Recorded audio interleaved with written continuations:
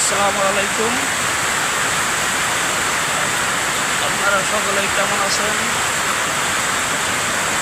আলহামদুলিল্লাহ ভালো আছি। আমি একটা কাজের ব্যাপারে ঢাকায় আসছি।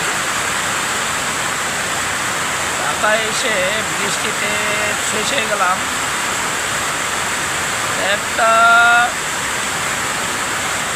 ছাতার নিচে দাঁড়াইছি, দাঁড়িয়ে দেখতেছি এত পরিমাণ বৃষ্টি পড়তেছে ভাই।